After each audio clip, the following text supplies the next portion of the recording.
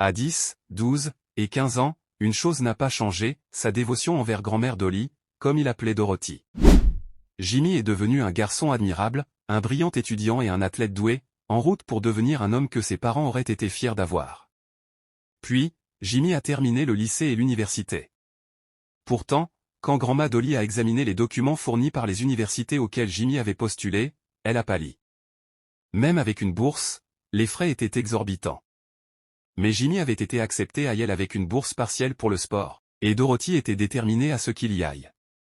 Elle a refusé de permettre à Jimmy de contracter des prêts étudiants qu'il aurait poursuivis toute sa vie.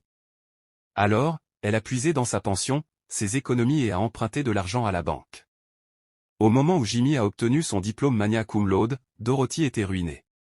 Cela signifiait qu'elle devait continuer à travailler bien après l'âge de la retraite.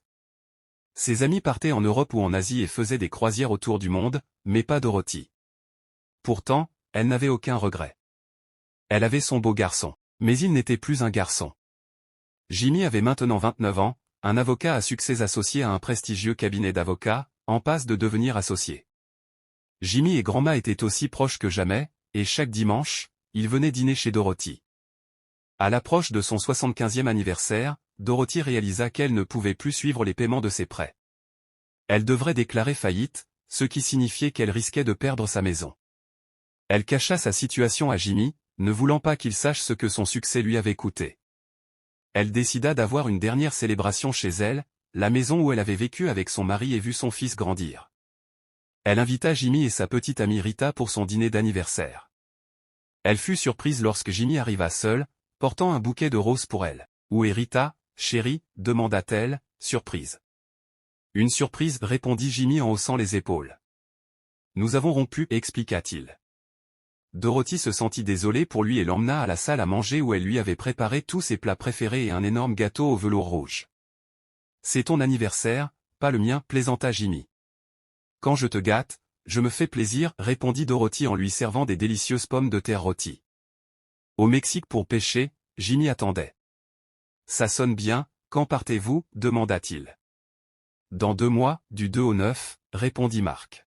« Laisse-moi vérifier mon calendrier » dit Jimmy, mais Dorothy vit qu'il ne le faisait pas. « Ah désolé, mon pote, j'ai une conférence à Londres cette semaine-là. »« Peut-être la prochaine fois » ajouta-t-il après avoir raccroché. Curieuse, Dorothy demanda à Jimmy pourquoi il avait menti à Marc. « Je n'aime pas pêcher » avoua-t-il. Puis il lui raconta une histoire drôle à propos de Marc. Ils passèrent une soirée agréable ensemble. Le lendemain, Dorothy affronta la réalité. Elle se rendit à la banque et demanda à parler au directeur.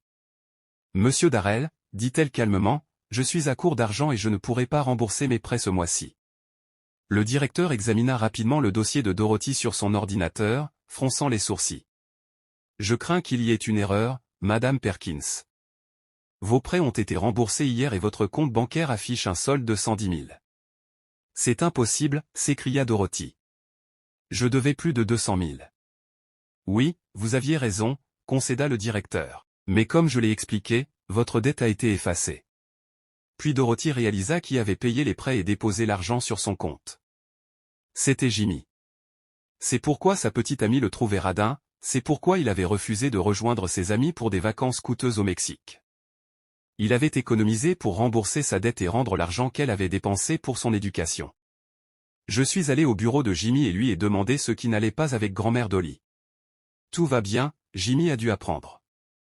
Oh, tu es un garçon bête, pleura Dorothy, les larmes coulant sur ses joues. Tu n'aurais pas dû te sacrifier pour moi.